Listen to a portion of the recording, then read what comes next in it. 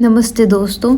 आज अभिव्यक्ति में हम सुनेंगे मालती जोशी की लिखी कहानी मन धुआं धुआं। तो चलिए शुरू करते हैं। यूं तो पूरे रास्ते ही मन खराब रहा था, पर जब स्टेशन पर कोई नज़र न आया तो डर घबराहट में बदल गया।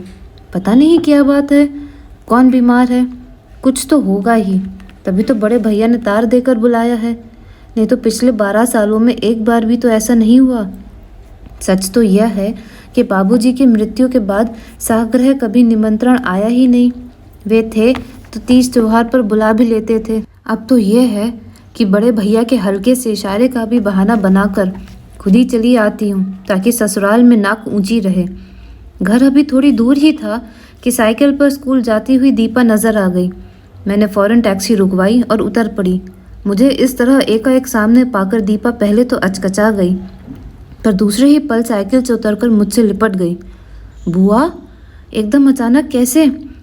तुम्हें देखे बिना बहुत दिन हो गए थे ना, इसीलिए, मैंने चुटकी से उसकी नाक पकड़कर हिलाते हुए कहा। बुआ, भतीजी का यह प्रेम मिलाप पता नहीं कितनी देर तक चलता, पर मैंने देखा उसके साथ वाली लड़कियां बेचैन हो रही हैं। अच्छा, अब शाम को मिलेंगे, अब झटपट स्कूल जाओ तो, मैंने उसके गालों पर हल्की सी चपत लगाते हुए कहा। अच्छा, सी यू, उसने अपना सुकोमल हाथ हवा में लहराते हुए कहा और साइकिल पर बैठकर फुर से उड़ गई। ड्राइवर यदि आवाज़ न देता तो मैं पता नहीं कितनी देर तक उसे कमनीय आकृति को देखती रहती। स्कूल की यूनिफॉर्म में भी वह सबसे अलग लग रही थी। माँ का रूप लावण्य उसे विरासत में जो मिला है। सबसे अच्छी बात तो यह है कि विधाता ने उसे माँ का सा तन ही दिया, मन नहीं तो क्या इस तरह मुस्कुराकर स्वागत करती, दौड़कर गले से लिपट जाती। उसकी इस निश्चल मुस्कुराहट से मन एकदम हल्का हो आया था। समझ गई थी कि घर पर सब कुशल मंगल है।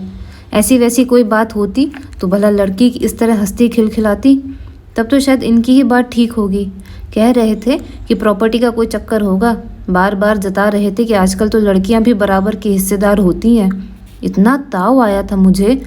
बाबूजी ने भर भर थैली दहेज दिया था, लेकिन फिर भी इन लोगों को तृप्ति नहीं होती। अब भी आस लगाए बैठे हैं। खुद ही साथ आना चाहते थे, पर मैंने ही मना कर दिया। तब भी गाड़ी छूटने तक हिदायतें देते रहे कि बिना जाने बूझे किसी कागज़ पर दस्तखत नहीं करना। पता नहीं किस प्रॉपर्टी का सपना देख रहे हैं ये लोग। गांव में एक पुराना सा मकान और 8-10 बीघे खेत हैं, बस। शहर के जिस बंगले पर सबकी आंखें लगी हुई हैं वो तो भैया की अपनी कमाई का है। यह ज़मीन उन्हें ससुराल से दहेज में मिली थी। दीपा को भेजकर भाभी ने शायद अभी अभी दरवाज़ा बंद ही किया था। सिटकनी खोलते हुए बोली, अब क्या रह गया, पर मुझे देखते ही चुप हो गई। अरे सुमित्रा, तुम? उनके मुंह से बस इतना ही निकला और वे दरवाज़ा छोड़कर खड़ी हो गई कि आना हो तो अंदर आ जाओ, दरवाज़ा तो खुला है। ये कोई नई बात नहीं है, अब तो एक आदत हो जानी चाहिए थी, पर पता नहीं क्यों मन पर हर बार एक चोट सी लगती है। लगता है उल्टे पैरों लौट जाऊं, पर कहाँ हो पाता है। ससुराल में अपनी ममतामयी भाभी की इमेज जो स्थापित कर रखी है, वही मुझे मुंह चढ़ाने लगती है। पंडित काका, जल्दी से चाय बना लो 2 कप, और गोभी आलू की एक सब्जी और छोंक दो। चौके से भाभी की आवाज़ आ रही है। कोई मेहमान आए हैं बहू जी? हाँ, सुम्मी दीदी आई हैं। अरे सुम्मी बिटिया, कब आई? पंडित काका किचन से दौड़े चले आए। उनके झुर्रीदार चेहरे पर सफ़ेद मूँछों से छनकर वात्सल्य और खुशी छलके पड़ रही थी। कई बार लगता है कि कल को काका नहीं रहेंगे तो मेरा हार्दिक स्वागत कौन करेगा। मैं भाभी की शिकायत नहीं कर रही।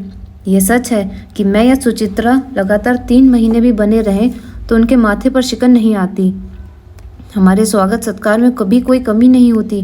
पर यह भी सच है कि हम तीसरे ही दिन बिस्तर बांध लें तो वे रुकने के लिए इसरार भी नहीं करती। हम लोग अगर 3-3 साल बाद आएँ तो उलाहना सिर्फ गोबिंदी देती है, भले ही उसके मूल में वे साड़ियाँ हों जो इसे हमसे इनाम में मिलती है। सुमी, आओ चाय लो, भाभी ने मेज़ पर चाय और नाश्ता लगाते हुए कहा। खाने से पहले नहाओगी ना? गोबिंदी को गीज़र ऑन करने के लिए कह दूं? यह अभी गर्म पानी शुरू नहीं किया। इतनी कोफ्त हुई, दुनिया भर की बातें पूछ रही हैं। ये नहीं पूछेंगी कि अचानक कैसे आना हुआ, या फिर उन्हें मेरे आने का अंदाज़ा था तो बताए ना कि क्यों बुलाया है। आखिर मैंने ही पूछा, भाई साहब कहाँ हैं, कैसे हैं? अच्छे हैं, तबीयत तो ठीक है ना? हाँ, क्यों? मुझे तार देकर बुलाया था, इसलिए घबरा रही थी कि पता नहीं क्या बात है।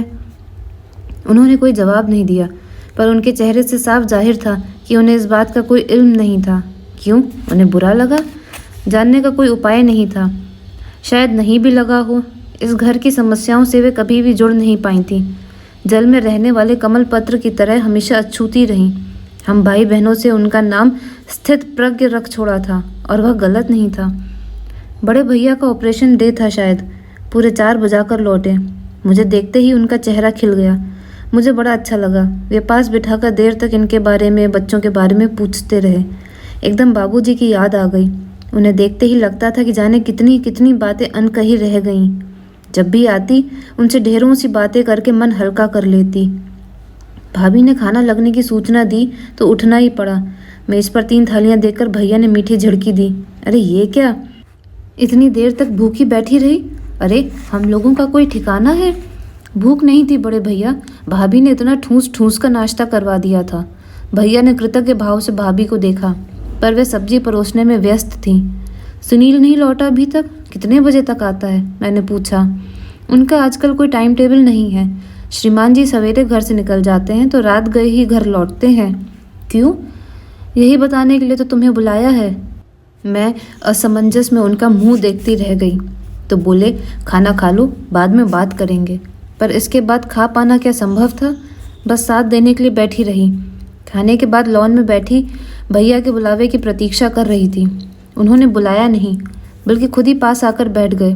अपना प्रिय सिगार सुलगाते हुए उन्होंने बिना किसी भूमिका के कहना शुरू किया।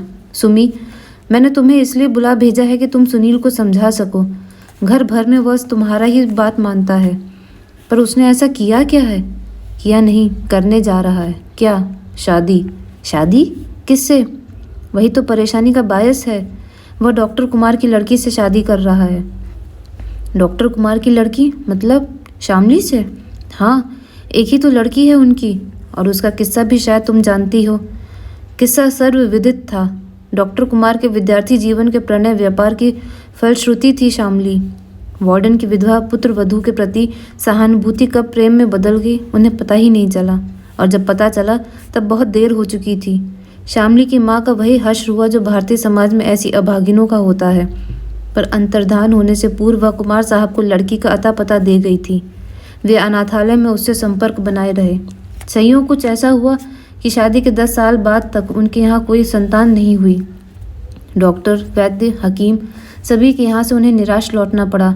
हताशा के उन क्षणों में उन्होंने पत्नी के सामने अपना गुरु गंभीर अपराध स्वीकार कर लिया। फिर उसी उदारमना नारी की सहमति से डॉक्टर कुमार उस अबोध बालिका को घर ले आए थे। सांवली, दुबली सी उस हंसमुख लड़की ने आते ही उस घर को रौनक से भर दिया था।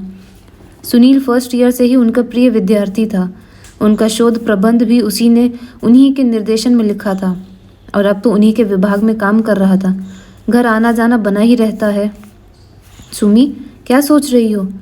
भैया, इस संभावना पर हमारा ध्यान पहले क्यों नहीं गया? संभावना थी ही नहीं सुमी, बनाई गई थी। कुमार साहब ने जानबूझकर दोनों को खूब स्वतंत्रता दे रखी थी ताकि उनका बोझ आसानी से हल्का हो सके। भैया की बातें सुनने में ज़्यादा अच्छी नहीं लगी, पर वह सच से ज़्यादा दूर भी नहीं थी शायद। सारी शाम मेरे कानों में बड़े भैया के शब्द गूंजते रहे। मन बेतरह उलझ गया था। शाम को दीपा लूडो का बोर्ड उठा लाई। बेचारी दीपा मुकेश के बोर्डिंग स्कूल में जाने के बाद से बेहद अकेली पड़ गई थी, इसीलिए मेहमान आते तो खुद ही अपना और उसका मनोरंजन कर लेती। पर आज खेल में बिल्कुल मन ही नहीं लग रहा था। 2-4 बाजियों के बाद वह जैसे मेरी मनस्थिति भाप गई और होमवर्क का बहाना बनाकर उठ गई। उसके जाते ही मैंने राहत की सांस ली। अपने कमरे में आकर बिस्तर पर पड़ रही। जब भी यहाँ आती हूँ भाभी के प्रति कृतज्ञता से भर उठती हूँ कि उन्होंने यह कमरा अभी भी हम बहनों के नाम रख छोड़ा है। यह कमरा ना मिले तो शायद पीहर आने का आधा आनंद ही जाता रहे। सच बड़ा सुकून मिलता है यहाँ आकर। लगता है जैसे मेरी बिल्कुल अपनी दुनिया है, इस पर और किसी का दखल नहीं। सुनील पता नहीं कितने बजे लौटा। सफ़र की थकान से मैं तो निढाल हो गई थी। उसने मुझे नींद से जगाया, मेरे पाँव छुए और फिर मेरी गोद में सिर रखकर लेट गया। इतना बड़ा हो गया है, फिर भी उसके दुलार का चाव अभी नहीं भरा। माँ तो 4-5 साल का छोड़कर ही चल बसी थी। माँ की ममता का अभाव बहनों के लाड प्यार से ही पूरा किया था। कहाँ रह गया था रे? पूरा दिन हो गया रहा देखते हुए। मैंने उसके बालों में उंगलियां पिरोते हुए कहा। जरा काम में उलझ गया था, अभी अभी तो लौटा हूँ। खाना खाते हुए काका ने बताया कि तुम आई हो, बस थाली छोड़कर भाग आया। बड़ी मेहरबानी। अब आप सुनाइए, ये अचानक मेहरबान कैसे हो गई? जीजा जी महाराज इतने दयालु कैसे हो गए? आपके कारण?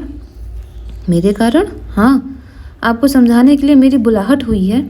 अच्छा, तो फिर शुरू हो जाइए। कहाँ से शुरू करूँ, यही तो सोच रही हूँ। वह एकदम उठ बैठा, कमरे में रखी आराम कुर्सी में धंस गया और गंभीर स्वर में बोला, दीदी, तुम भी सोचती हो कि मैं कुछ गलत कर रहा हूँ? गलत तो मैं नहीं कहूँगी, पर मन एकदम राजी नहीं हो रहा। क्यों नहीं हो रहा? आखिर उस लड़की में क्या खराबी है? उसके जन्म की कथा तो जानते हो ना। अपने जन्म पर तो किसी का अधिकार नहीं होता। क्या उसे परखने का यही एक मापदंड होगा? अपना समाज अभी। मैं समाज की परवाह नहीं करता, उसने तमक कर कहा। बड़े भैया भी इस रिश्ते के पक्ष में नहीं हैं। बड़े भैया तो दीदी एकदम बाबूजी बने जा रहे हैं। 2 बार विलायत हो आने से कोई आधुनिक नहीं हो जाता। मन पर जमी रूढ़ियों की काई बड़ी मुश्किल से छूटती है। सुनील, तुम बड़े भैया के साथ ऐसा कहकर बड़ा अन्याय कर रहे हो। अन्याय तो वे मेरे साथ कर रहे हैं, बल्कि बरसों पहले जो अन्याय उनके साथ हुआ था उसका बदला वे मुझसे ले रहे हैं। But I won't surrender, I will fight it out. Sunil गुस्से में उफनता हुआ बाहर चला गया।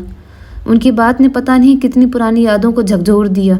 सिंथिया का सुंदर भावपूर्ण चेहरा आंखों में घूम गया। सुनील का तमतमाया चेहरा देखकर भैया का तब का विद्रोही चेहरा याद आ गया। उफ, उन 2 महीनों में घर में कितना तनाव भर गया था। कैसी महाभारत सी मची रहती थी घर में।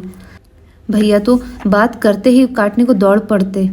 बाबूजी के सामने पड़ते ही डर लगता था। हम सब लोग दिन भर सहमे सहमे किसी विस्फोट की प्रतीक्षा करते रहते। जिज्जी की सगाई उन दिनों बस हुई ही थी।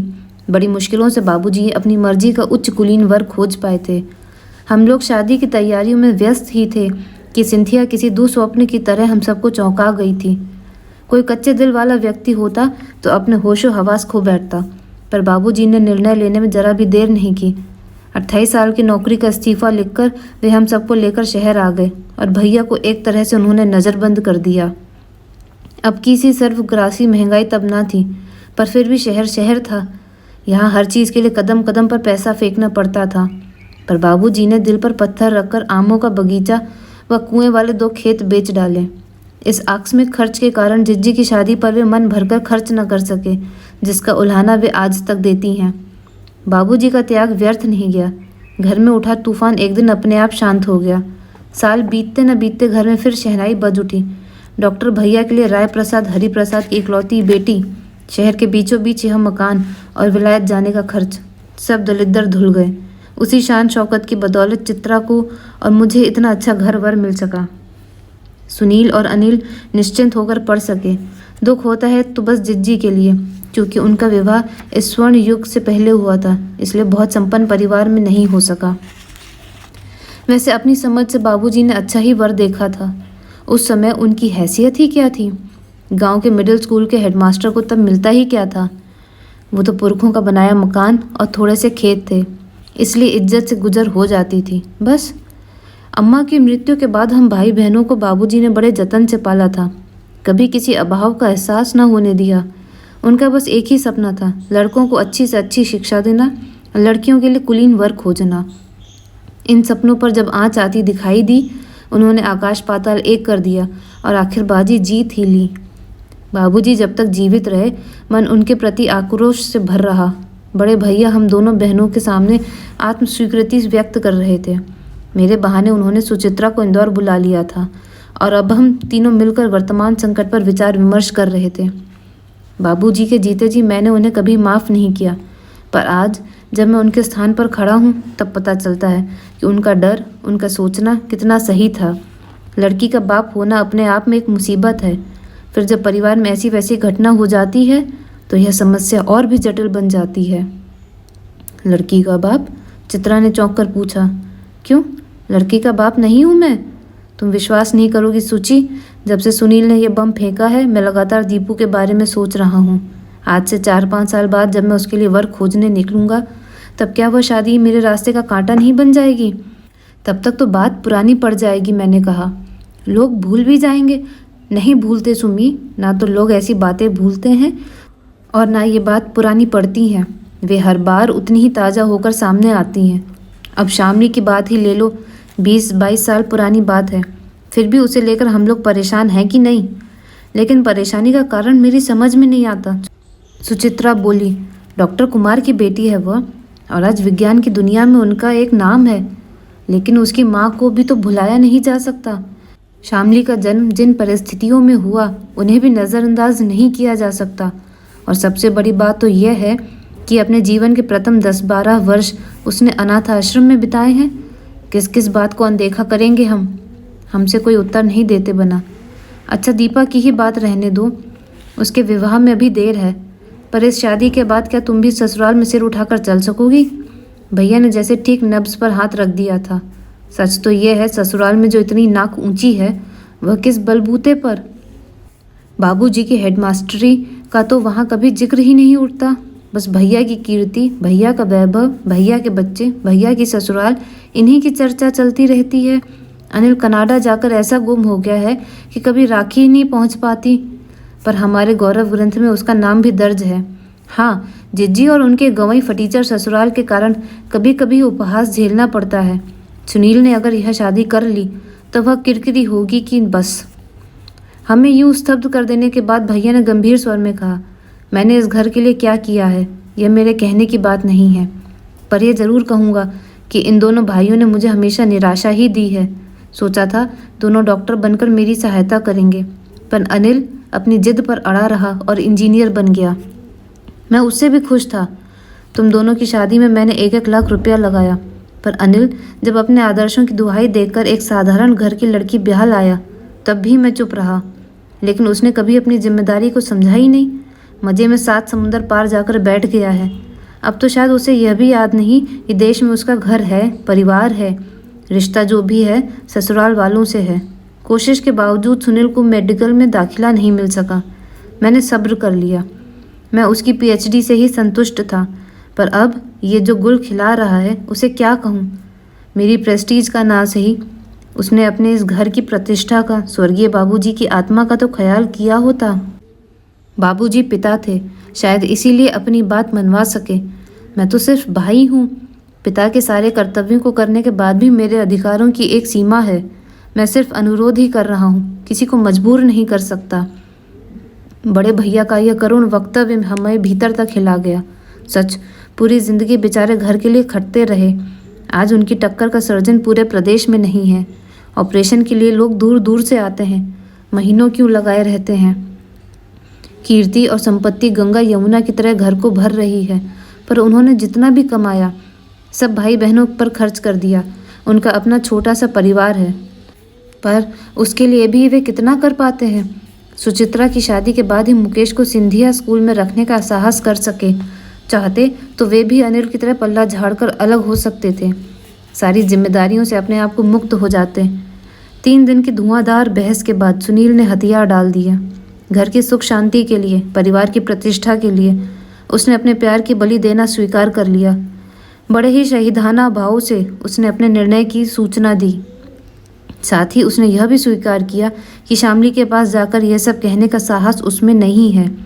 आखिर ये अनचाहा काम भी मुझे ही करना पड़ा, लेकिन मानना होगा कि उस दिलेर लड़की ने मेरा काम बहुत आसान कर दिया। वह सीधे मुझे अपने कमरे में ले गई। हम लोग कुछ देर इधर उधर की बातें करते रहे, पर उसने मेरा असमंजस ताड़ लिया और एकदम पूछ बैठी, आप कुछ कहने आई हैं ना दीदी? शामली, दरअसल बात यह है, आप निसंकोच होकर कहिए दीदी। मुझे मालूम है आप क्या कहने आई हैं, इसलिए आपको माँ के पास नहीं ले गई। वे इन दिनों बीमार चल रही हैं, आपकी बात शायद सहन न कर पाए। तब तो तुम जानती हो फिर? हाँ दीदी, मैं जानती हूँ। मैं जानती थी कि मुझे सपने देखने का कोई अधिकार नहीं है, फिर भी मैंने यह अनाधिकार चेष्टा कर डाली। अब मुझे सत्य का साक्षात्कार देने दीजिए। कह डाली अपनी बात। मैं भी तो जानूँ सच सुनने में कैसा लगता है। उसने बहुत दृढ़ता से अपनी बात कही, पर अपनी आवाज़ की लरज को वह छुपा नहीं सकी। तुम बहुत समझदार हो शामली, मैंने उसकी पीठ पर हाथ फेरते हुए कहा। तुम्हारी बहादुरी की दाद देने को जी चाहता है। बस एक प्रार्थना है, सुनील को गलत ना समझना। उसने बड़े भैया की खुशी के लिए अपने मन पर पत्थर रख लिया है, और तुम्हें मालूम है बड़े भैया उसके लिए, हम सभी के लिए पिता के समान हैं। उन्होंने हम लोगों के लिए इतना कुछ किया है कि उनकी इच्छा का मान करना ही पड़ता है। मुझे मालूम है दीदी, मैं उनकी विवशता को समझती हूँ, लेकिन आपको कष्ट ना देकर यदि स्वयं चले आते तो शायद ये आघात सहना मेरे लिए आसान हो जाता। क्या जवाब देती मैं? चुपचाप उठकर चली आई। दरवाजे पर डॉक्टर साहब से भेंट हो गई। मुझे देखते ही गदगद हो गए। कुछ देर और बैठने का बार बार आग्रह करते रहे, पर अधिक देर उनका सामना करना मेरे लिए असहनीय था। 3-4 दिन तक घर में तर्क वितर्क का एक युद्ध छिड़ा हुआ था। दलील पर दलील दी जा रही थी। उस बहस के बीच बाबूजी की और बड़े भैया की तस्वीर एक बेटी के बाप के रूप में उभरी थी और उन दोनों ने ढेर सी सहानुभूति बटोर ली थी। आज कुमार साहब को देखा तो लगा एक बेटी का बाप यह भी तो है। उसकी स्थिति तो इन दोनों से कहीं ज़्यादा नाजुक है, ज़्यादा दयनीय है। सुनील के फैसले से घर में जैसे खुशी की लहर दौड़ गई। भैया तो मानो तैयार ही बैठे थे। बोले, सुमी, मैं सोचता हूँ तुम दोनों यहाँ हो तो ये कुछ प्रपोजल देख लूँ। मेरे पास जाने कब से इकट्ठा हो गए हैं। मुझे एकदम सुनील की बात याद आ गई। ठीक ही कह रहा था वह। भैया एकदम बाबूजी बनते जा रहे हैं। जरा भी समय गंवाना नहीं चाहते, जैसे उन्हें सुनील के मन का एतबार न हो। भैया के पास जो प्रस्ताव थे उन्हें देखकर तो आंखें चौंधिया गईं। बस लगा जैसे भाग्य लक्ष्मी दरवाजे पर दस्तक दे रही है। नंबर खुलने भर की देर है, पर नंबर का चुनाव ही पसोपेश में डाल दे रहा था। एक से एक उम्दा रिश्ते, किसे लें किसे छोड़ दें समझ में नहीं आ रहा था। फिर हम लोगों की चर्चा का सत्र शुरू हो गया। उठते बैठते बस वही बातें। अब खाने की मेज़ पर पहले किसी मनहूसियत नहीं रहती। दीपा भी अपनी होने वाली चाची की सिलेक्शन कमेटी की सक्रिय सदस्य थी। और तो और पंडित काका भी फुलकों के साथ बिना मांगे अपनी राय दे जाते। हाँ, भाभी इस बहस में भाग नहीं लेती, पर यह कोई नई बात नहीं थी। वह हमेशा ही हम सबके बीच होकर भी नहीं होती थी। उनकी इस उदासीनता के हम आदी हो गए थे। एक और भी प्राणी था जो चुप रहता था, सुनील। वह चुपचाप एक कोने में बैठा शहीदाना भाव से हमारी बातें सुनता रहता, पर उसकी चुप्पी की हमें परवाह नहीं थी। काफ़ी छानबीन के बाद एक प्रस्ताव पर आकर रुक गई। लड़की सुंदर थी, एमए पास थी, पिता एमएलए थे, भाई पीडब्ल्यूडी में इंजीनियर थे, 2 बहनें अपने डॉक्टर पतियों के साथ अमेरिका में बस गई थीं। यानी कि प्रस्ताव एकदम फिट था, कहीं से मीन मेख निकालने की गुंजाइश नहीं थी। सवाल तो यह है कि लड़की वाकई इतनी सुंदर है? कई बार फ़ोटो से बड़ा धोखा हो जाता है। तो फ़ोटो को ही अंतिम सत्य थोड़े ही मान लेंगे। लड़की देखी भी तो जा सकती है, मैं बोली। वे लोग तो बेचारे बार बार निमंत्रण दे गए हैं। तुम लोग सुनील को लेकर चली जाओ और देखो, 5 घंटे का तो सफ़र है। मैं कहीं नहीं जाऊंगा, सुनील गुर्राया। क्यों, लड़की नहीं देखोगे? नहीं, आप देख आइए। हमारे देखने से क्या होता है? आखिर पसंद तो मेरी कोई पसंद नहीं है, और हम कोई कानी कुबड़ी लंगड़ी लूली ले आए तो? चित्रा ने ठहाका मारा। क्या फ़र्क पड़ता है? जब शादी ही आप लोगों की खुशी के लिए हो रही है तो लड़की भी आपकी ही पसंद की आने दीजिए। हम लोगों को इस तरह निरुत्तर कर वह उठने ही वाला था कि कड़कती आवाज़ आई, सुनील। हम सब चौंक पड़े। क्या सचमुच ये भाभी की आवाज़ थी? उन्होंने नौकरों को तो दूर, कभी बच्चों को भी इस आवाज़ में नहीं बुलाया था। सुनील तो एकदम सकपका गया। सुनील, ज़रा बैठो। वह आदेश का पालन करता हुआ चुपचाप बैठ गया। सुनील, जी। लड़की देखने तो तुम नहीं जाओगे, पर शादी के बारे में तुम्हारा क्या विचार है? जी, मैं समझा नहीं। शादी करने तुम खुद जाओगे या पुराने राजपूत राजाओं की तरह अपनी कटार और पगड़ी भेजोगे? एक बार फिर हम सब ठगे से बुद्ध बने भाभी को देख रहे थे। एक बात याद रखो सुनील, कि जहाँ कहीं भी हो शादी तुम्हारी होगी। चेहरा बांधकर लड़की के दरवाजे तुम जाओगे। वह अनजान कोई तुम्हारा हाथ पकड़कर सिर्फ तुम्हारे लिए इस घर में आएगी। मेरी बला से इस तरह की सूफियानी बातें करके तुम अपनी जिम्मेदारी से बच नहीं सकते। मेरी कोई जिम्मेदारी नहीं है। सुनील भी अब तैश में आ गया था। आप जानती हैं, सब जानते हैं कि ये शादी मुझ पर थोपी जा रही है। मैं चाहता हूँ कि इस सच्चाई को और लोग भी जान लें। जितनी जल्दी जान लें अच्छा है। और लोग भी जान जाएंगे, मुझे विश्वास है। तुम पहली भेंट में ही उसे जता दोगे कि यह शादी तुम्हें अपनी मर्जी से नहीं की है। परिवार की सुख शांति के लिए तुमने यह त्याग किया है। लेकिन सुनील, इसमें तो कोई तुक नहीं है कि बाजे गाजे के साथ तुम एक लड़की को ब्याह कर लाओ और फिर शहीदाना भाव से उसके सामने अपनी मजबूरियों का बखान करो। एक मासूम लड़की को तो तुमने आंसुओं के सैलाब में डूबने के लिए छोड़ ही दिया है। अब कोई हक नहीं कि दूसरी के कुंवारे सपनों में आग लगाकर उसे ज़िंदगी भर सुलगते रहने के लिए छोड़ दो। है वो हार्ट सुनील? या तो सीना तान कर घोड़ी पर चढ़ो या दिलेरी से मना कर दो। और भाभी पता नहीं कब उठकर चल दी। हम लोग स्तब्ध बने बैठे रहे। थोड़ी देर बाद हमारी भाव तंद्रा टूटी तो देखा बड़े भैया ने अपना चेहरा दोनों हथेलियों से ढक लिया है। दोस्तों, ये अंत था इस कहानी का। साथ जुड़े रहिए एक और नई कहानी के लिए।